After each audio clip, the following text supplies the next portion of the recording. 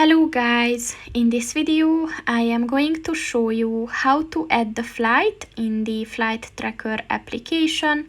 But first I just want to mention, don't forget to subscribe to my channel, because at 10,000 subscribers I am going to show you my whole YouTube revenue statistics and growth strategy, as well as how to make money online.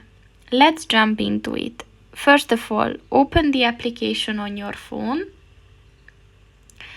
and then click on the My Flights button at the bottom of the page, and then click on the Add Flight button. So first you have to set the departure and the arrival airport.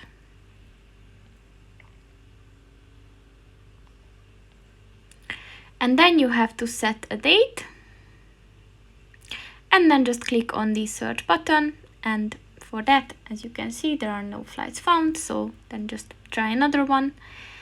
And that's pretty much it for this video, guys. See you in the next one. Goodbye.